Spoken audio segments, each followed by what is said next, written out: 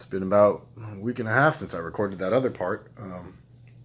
Pardon me for looking like a hot-ass mess because I just got out the shower and it's past midnight and I kind of need to go to bed because I have a session tomorrow at noon and I need to work on. But I decided, fuck that.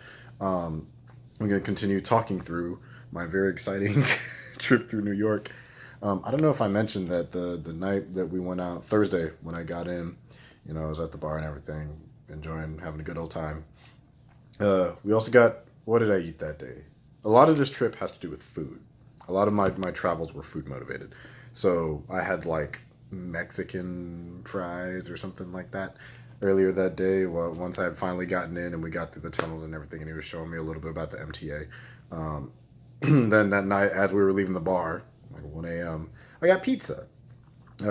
Not cheap pizza, but amazing pizza. New York pizza is on another level. That stereotype does not lie. Pepperoni, I got one with like mac and cheese. And then I saw the biggest rat I've ever seen. Those big ass rats? Like are you used to those giant rats that you have over there? Just get over it. I don't know if I mentioned that in the other part. If I did, then I'm just gonna delete it from this one. And then went to sleep. Saturday. let's talk. No, this wasn't Saturday. My bad. Friday. Yesterday, the day before was Thursday. Today that I'm recording this is Thursday. The day that I'm speaking of now is Friday. So Friday, we woke up. We went to Dunkin' Donuts. Do you know what this compound is? What compound? For breakfast, a hearty meal as we both attempted to get some of our respective schoolwork done. My friend Andrew and I, who was hosting me, lovely chap. And so our first site for that day was the Museum of Sex. Well, judging by these stairwells, it's not pretty straight, but it is the Museum of Sex. What's this? Oh, galleries continue upstairs. Oh, wow. Because I wanted to go.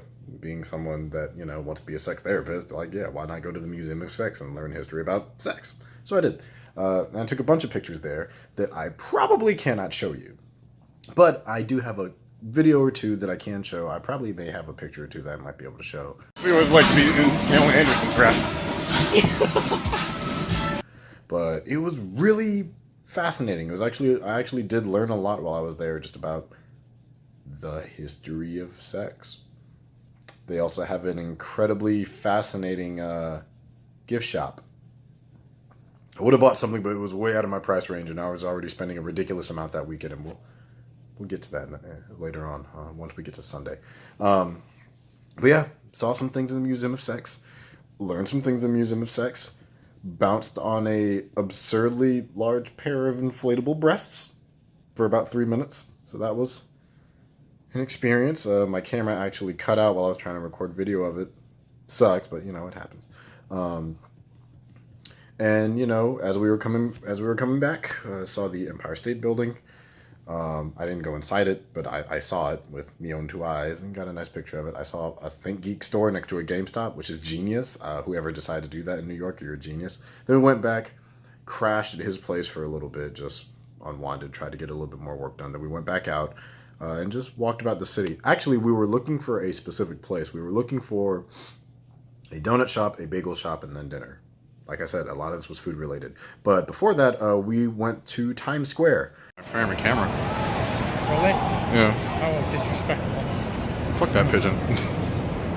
Look, children are climbing. Good God, these buildings are huge. This is where you live? You live like this? What? You live like this in these giant buildings? And I got to see Times Square for the first time since like 2011. And boy, even on a gray day, it's just so bright and vibrant and colorful. And we wound up going into the Disney store. You know, they just put one in Raleigh? Yeah. And that was nice and cool. And they had, you know, their Captain Marvel exhibit and everything. And I ran into this cosplayer from Instagram that I follow, who's, you know, really dope and really fine. I didn't have to get a picture with her because she was with her family, and I figured that'd be kind of weird. But she was super, super nice. You guys should check her out. I might put a picture somewhere to the side or some shit like that. But then Andrew broke a vase while we were in there. It cost him much to make it.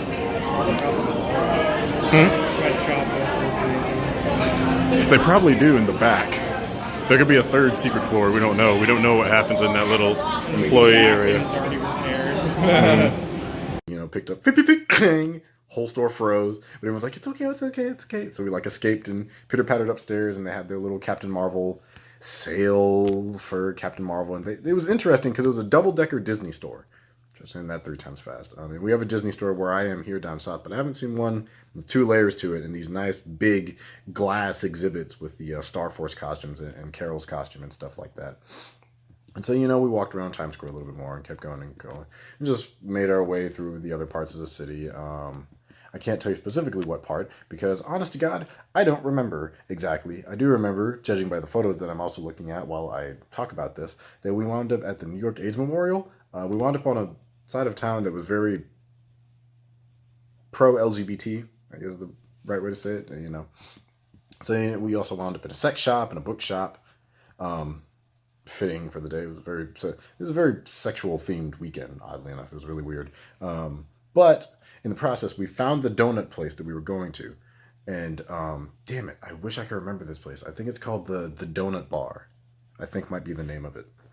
And they have the most amazing donuts, because he wanted a cronut and I just wanted local food.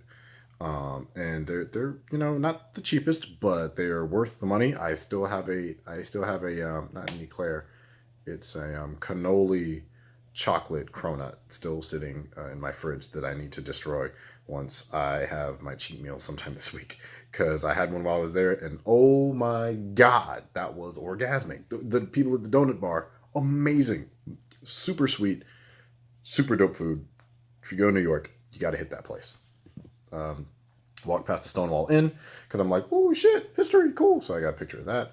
What else did I do? We walked through not Central Park, because we weren't close to it. One of the other parks. Saw a museum of old dead guys. I found the fake ass L'Arc de Triomphe, whatever the New York equivalent is called. I don't remember what they call this, like the New York Arch, whatever the fuck they call it.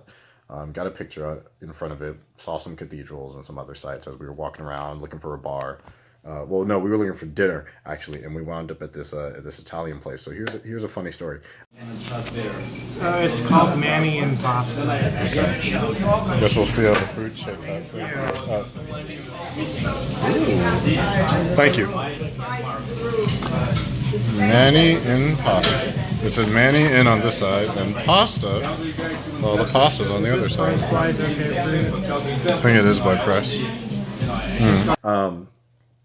So I'm not the best tipper, because I'm not especially liquid right now. I don't have a lot of money because I'm a poor college student that needs a job that pays. Life is hard. But we were getting dinner. I got lasagna. You got meatballs. Food was very, very good at this Italian joint. And as a joke, me being a black guy, he was a white guy. And talking with Andrew and everything, I'm just like, how much you want to bet then when he brings the check, he gives it to you? And he's like, what? No, he wouldn't do that. I'm like, yeah, give it to you because you're the upstanding looking white guy. I'm the raggy looking black dude sitting across from me. So he's like, nigga's broke. Give him the check. And he did. And what was funny is I was the one that paid for dinner that night. And Andrew paid me back and everything. But yeah, and I'm just, so I, slid my card in, sat it on the table, and I'm like, guess what? Once he gets it and he brings it back, he's going to give it back to you to sign. He's like, no, he won't. I'm like, hey, well, because I know the shit. I know the game. Like, I know that shit works. I'm brown. I've been brown long enough to know how the world works, which is exactly what happened. And so me being poor, I gave him a shitty tip. He's like, whoa, you didn't give him a good tip because he was racist? I'm like, no, I'm poor.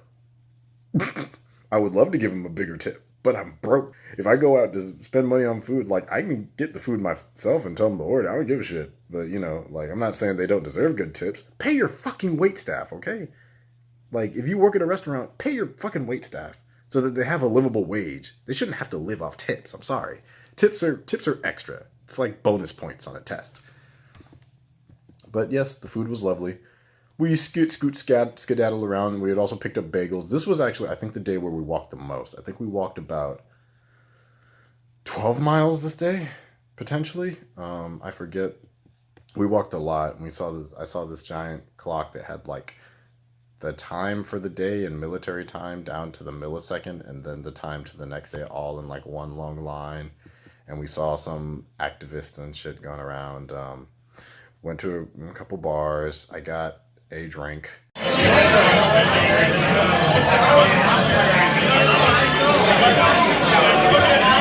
And that was Friday.